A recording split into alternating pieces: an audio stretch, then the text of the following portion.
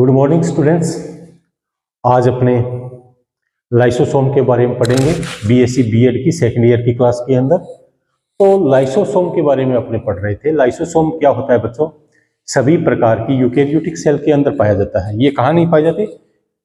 Prokaryotic cell और RBC के अंदर ये लाइसोसोम नहीं पाया जाता है।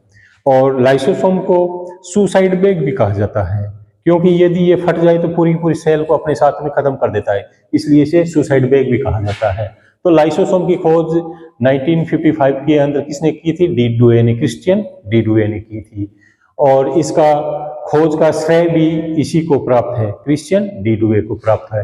अब ये प्रासंरचना के बारे में ये एकल झिल्ली युक्त संरचना होती है। लाइसोसोम के ऊपर सिंगल लेयर होती है और इसके अंदर लगभग 50 प्रकार के हाइड्रोलाइटिक्स एंजाइम्स पाए जाते हैं। तो जो हाइड्रोलाइटिक्स एंजाइम्स होते हैं वो लगभग 50 प्रकार के होते हैं, लेकिन जरूरी नहीं कि ये एक ही लाइसोसोम के अंदर 50 प्रकार के मिले। अलग अलग लाइसोसोम के अंदर ये अलग अलग पाई जाती है। कुछ सेल्स होती है जिसके अंदर ये लाइसोसोम ज्यादा मात्रा में पाए जाते हैं, कुछ में कम मात्रा में मिलेंगे, कुछ में ज्यादा मात्रा में मिलेंगे। जैसे किडनी, लीवर, पैंक्रियाज, प्लीहा, इसके अंदर क्या होता है कि ये लाइसोसोम ज्यादा मात्रा में पाए जाते हैं। किस किस में बच्चों? जैसे किडनी में, लीवर में,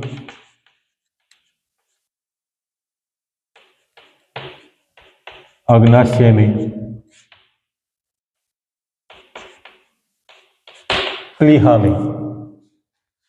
तो लीवर, किडनी, अग्नाशय, प्लीहा, इसके अंदर क्या होता है बच्चों कि ये ज्यादा मात्रा में मिलेंगे लाइसोसोम। और प्रोकैरियोटिक सेल के अंदर, आरबीसी के अंदर लाइसोसोम एब्सेंट होते हैं। ठीक बच्चों, अब अपने ये कितने प्रकार के होते हैं इसके बारे में आज डिटेल से पढ़ेंगे। वैसे कल मैंने बताया था कि ये मुख्य रूप से 4 प्रकार के होते हैं। कितने प्रकार के? 4 प्रकार के होते हैं। इसके अंदर जो पहला होता है प्राइमरी लाइसोसोम। कौन सा होता है बच्चों?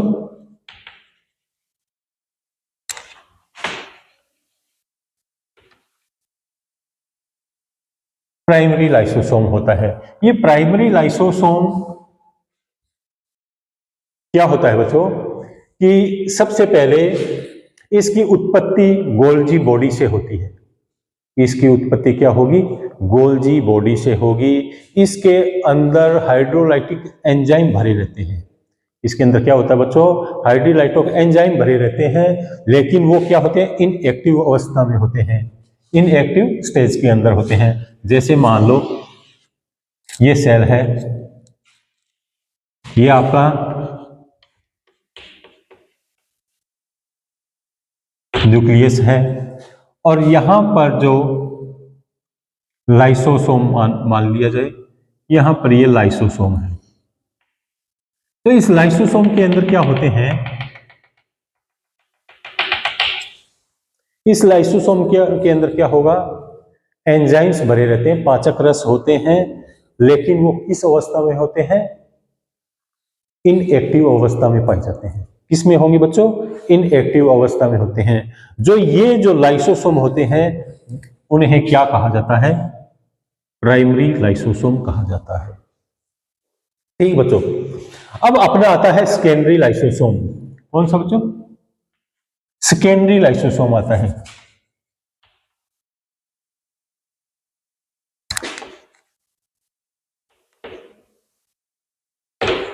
सेकेंडरी लाइसोसोम आता है। ये सेकेंडरी लाइसोसोम क्या होता है कि सेल के अंदर जो भोजन होता है वो फेगोसाइटोसिस या पिनोसाइटोसिस के द्वारा अंदर की ओर प्रवेश करता है। किसके द्वारा?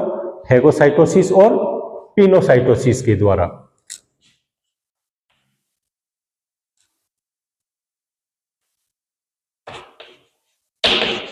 फेगोसाइटोसिस या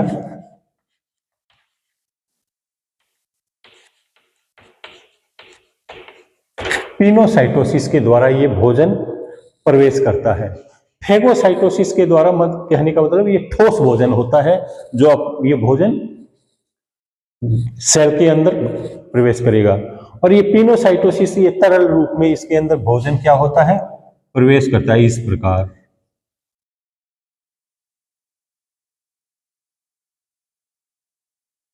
इस प्रकार ये भोजन प्रवेश करेगा। ठीक बच्चों, जिसे क्या कहा जाता है, फेगोसोम कहा जाता है। जिसे क्या कहा जाता है, फेगोसोम कहा जाता है। और ये भोजन जब फेगोसाइटोसिस के द्वारा, पिनोसाइटोसिस के द्वारा ये भोजन जब अंदर प्रवेश करेगा, तो ये भोजन किसके साथ में प्रक्रिया करेगा, किसके साथ में क्रिया करेगा, प्राइमरी लाइसोसोम के द्वारा में। जब ये प्राइमरी लाइसोसोम में, मान लो ये लाइसोसोम है, इसके अंदर ये भोजन जाएगा,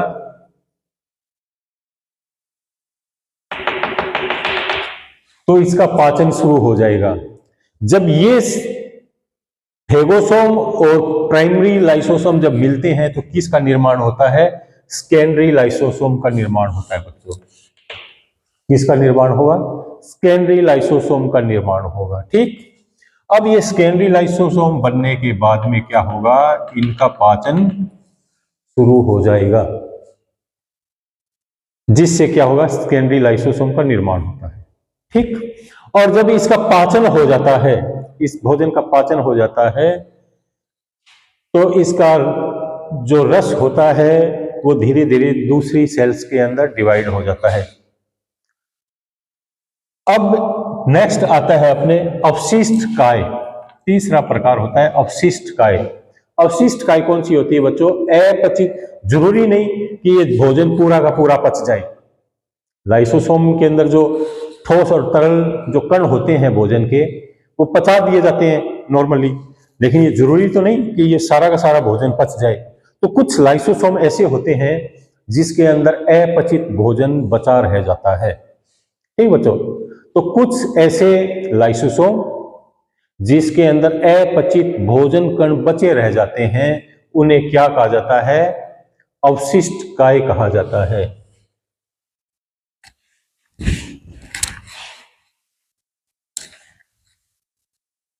तीसरा होगा अवशिष्ट काय।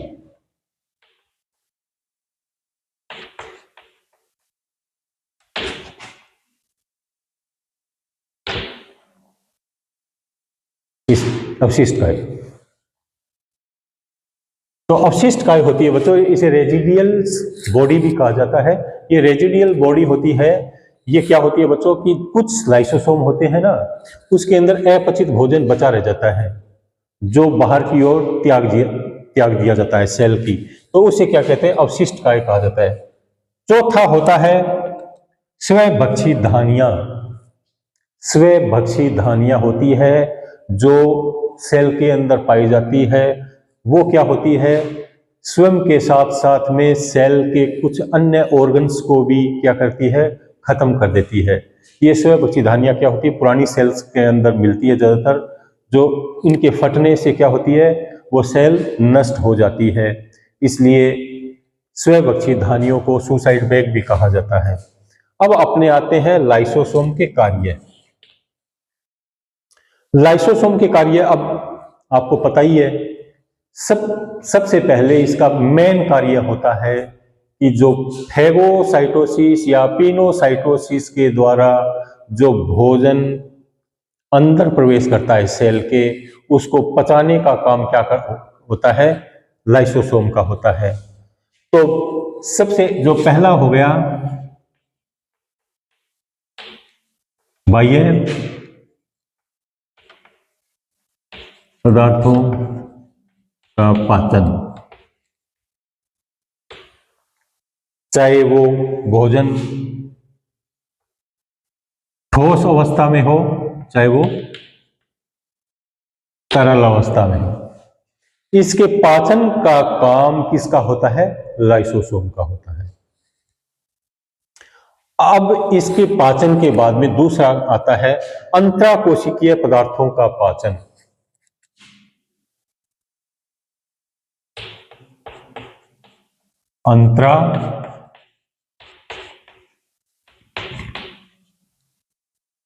अंतराकोशिकीय पदार्थों का पाचन। पहला तो पदार्थों का पाचन हो गया, बाह्य पदार्थों का पाचन हो गया। दूसरा आ गया अंतराकोशिकीय पदार्थों का पाचन। जरूरी नहीं कि पदार्थ बाहर से ही आए। जब सेल के अंदर बाह्य पदार्थ नहीं आते हैं तो लाइसोसोम क्या होता है कि जो सेल के अंदर मौजूद है वसा, प्रोटीन, ग्लाइकोजन, ईटीसी जो भी पदार्थ है उसको पचाना शुरू कर देता है। ठीक, तो बाह्य पदार्थों का पाचन, बाहर से जो भोजन आता है चाहे ठोस अवस्था में हो चाहे तरल अवस्था में हो। दूसरा हो गया अंतराकोशिकीय पदार्थों का पाचन। जब बाहर से भोजन नहीं आता है सेल के अंदर तो अंदर के पदार्थ जो होते हैं उनको पचाने का काम क्या करता है, लाइसोसोम ही करता है। तीसरा होता है बाह्य कोशिकीय पदार्थों का पाचन। तीसरा कौन सा होता है बच्चों, बाह्य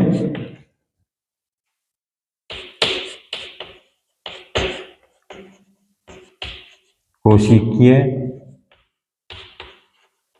पदार्थों का पाचन।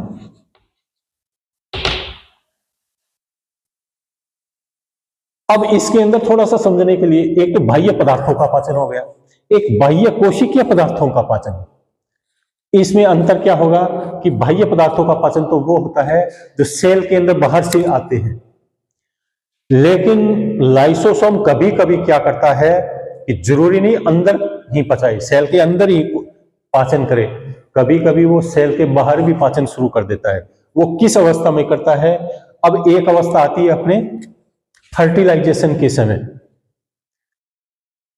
सेक्सुअल रिप्रोडक्शन के समय जब निषेचन होता है, फर्टिलाइजेशन होता है, तब क्या करता है, शुक्राणु होता है,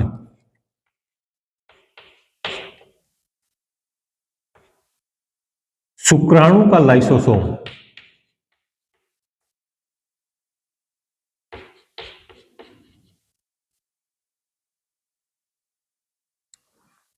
शुक्राणु का जो ऊपर का लाइसोसोम होता है, शुक्राणु की जो हेड पार्ट होता है उसके ऊपर टिप होती है, उसमें एक लाइसोसोम पाया जाता है जो एग की ऊपरी परत के ऊपर की लेयर होती है ना, एग की ऊपर की लेयर होती है, उससे जो क्रिया करके उसको गला देता है, उसको पाचन कर देता है, उसको पचा देता है। तो जिससे क्या होता है, एग के अंदर शुक्राणु प्रवेश करने में सहायता प्रदान करता है। ठीक बच्चों, तो बाह्य पदार्थों का पाचन, बाहर से जो भोजन अंदर प्रवेश करेगा। अंतराकोशिकीय पदार्थों का पाचन, जब अंदर कोई मटेरियल नहीं बचता है तो उसके अंदर फैट, प्रोटीन, ग्लाइकोजन आदि का पाचन होता है। तीसरा होता है बाह्य कोशिकीय पदार्थों का पाचन, जब उस सेल के बाहर लाइसोसोम किसी पदार्थ को पाचन करता है, डाइजेस्ट करता है। जैसे शुक्राणु की टिप के ऊपर क्या पाया जाता है, लाइसोसोम पाया जाता है, जो फर्टिलाइजेशन के समय एग की ऊपर की लेयर को पचा देता है। जब ऊपर की लेयर को पचा देता है तो क्या होता है कि शुक्राणु उसमें से अंदर की तरफ एग के अंदर प्रवेश कर जाता है। चौथा बच्चों आता है स्वैलयन। चौथा हो गया स्वैलयन। स्वैलयन में क्या होता है, पुरानी सेल को नष्ट करना।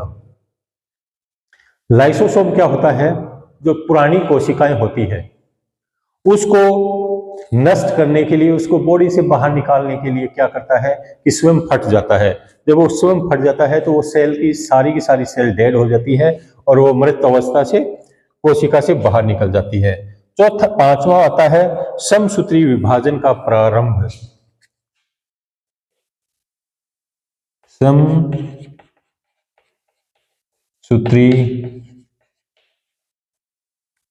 विभाजन का प्रारंभ। तो समसूत्री विभाजन का प्रारंभ भी किसके द्वारा होता है, लाइसोसोम की हेल्प के बिना संभव नहीं होता है। तो समसूत्री विभाजन का प्रारंभ भी होता है बच्चों, वो लाइसोसोम के द्वारा होता है। पांचवा है मृत कोशिकाओं का निष्कासन।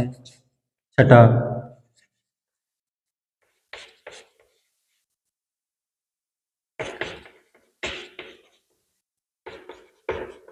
मृत कोशिका का निष्कासन भी किसके द्वारा होता है?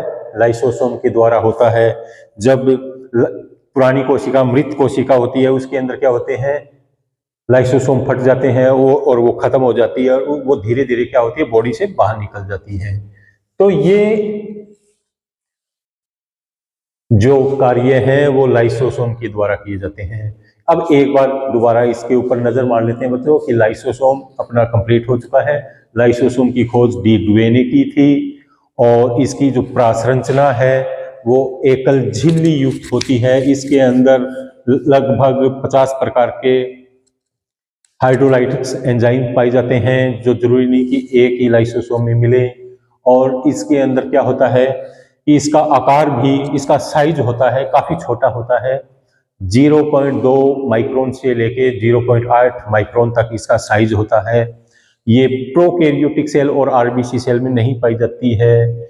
ये ज्यादातर ये अपने लीवर, किडनी और पैंक्रियाज, प्लीहा, इसके अंदर ये ज्यादातर पाई जाती है। और ये कितने प्रकार के होते हैं? 4 प्रकार के होते हैं। प्राइमरी लाइसोसोम, जिसका निर्माण गोल्जी बॉडी के द्वारा होगा, लेकिन ध्यान रखना इसके अंदर जो हाइड्रोलाइटिक्स एंजाइम्स पाए जाते हैं वो इनएक्टिव अवस्था में पाए जाते हैं। फिर होता है सेकेंडरी लाइसोसोम। सेकेंडरी लाइसोसोम के अंदर फेगोसाइटोसिस, पिनोसाइटोसिस के द्वारा इसके अंदर भोजन प्रवेश करता है, जिसे फेगोसोम कहा जाता है। और ये फेगोसोम प्लस प्राइमरी लाइसोसोम मिलके क्या बनाते हैं? सेकेंडरी लाइसोसोम बनाते हैं। और सेकेंडरी लाइसोसोम के अंदर क्या होता है? भोजन का पाचन हो जाता है। ये पचित भोजन एक सेल से दूसरी सेल के अंदर ट्रांसफर कर दिया जाता है। तीसरा आता है अपना अवशिष्ट काय। अवशिष्ट काय आती है, रेजिडियल्स बॉडी। तो ये रेजिडियल्स बॉडी क्या होती है कि जरूरी नहीं कि सेकेंडरी लाइसोसोम के अंदर पूरा का पूरा भोजन पच जाए। कुछ लाइसोसोम ऐसे होते हैं जिसके अंदर भोजन का पाचन नहीं होता है कंप्लीटली, तो वो क्या होता है? अपचित रूप से ही बाहर निकल जाते हैं। नेक्स्ट होता है स्वयंभक्षी धानियां, जो क्या होती है? सुसाइड बैग कहा जाता है। वो स्वयं फट जाती है और साथ में जो सेल ऑर्गन होते हैं उसको भी क्या होते हैं? डाइजेस्ट कर देती है। फिर इसके अपने कार्य आते हैं। बाह्य कोशिका पदार्थों का पाचन, ठोस और तरल रूप में जो फेगोसोम से आते हैं उसको पचाने का काम क्या करते हैं? लाइसोसोम के द्वारा किया जाता है। सेकंड आता है अंतराकोशिकीय पदार्थों का पाचन। जब भोजन बाहर से नहीं आता है तो लाइसोसोम क्या करता है कि अंदर ही मौजूद प्रोटीन, फैट्स, ग्लाइकोजन, इट्स, ये सभी पदार्थ होते हैं, इसको क्या करता है? पचाना शुरू कर देता है, जो अंतराकोशिकीय पदार्थों का पाचन हो गया। तीसरा था बाह्य कोशिकीय पदार्थों का पाचन। बाह्य कोशिका पदार्थों का पाचन मतलब सेल से बाहर लाइसोसोम किसी पदार्थ का पाचन करता है। जैसे स्पर्म होता है, वो फर्टिलाइजेशन के समय एग के ऊपर की जो लेयर होती है, अपर लेयर होती है, उसको क्या करता है? डाइजेस्ट कर देता है, उसको पचा देता है, जिसमें फर्टिलाइजेशन में सहायता मिलती है। नेक्स्ट होता है स्वेलन, पुरानी सेल्स को नष्ट करना। चौथा होता है समसूत्री विभाजन का प्रारंभ। समसूत्री विभाजन का प्रारंभ भी लाइसोसोम के द्वारा किया जाता है। और मृत कोशिकाओं का भी निष्कासन क्या होता है? लाइसोसोम के द्वारा किया जाता है। तो ये बच्चों अपना हो गया लाइसोसोम। इसके अंदर छोटे बड़े क्वेश्चन आते रहते हैं। थोड़ा सा आप कल अपने पढ़ेंगे गोल्जी बॉडी, तो गोल्जी बॉडी के बारे में आप थोड़ा पढ़ के आना, अच्छा महसूस होगा। ठीक बच्चों, ओके।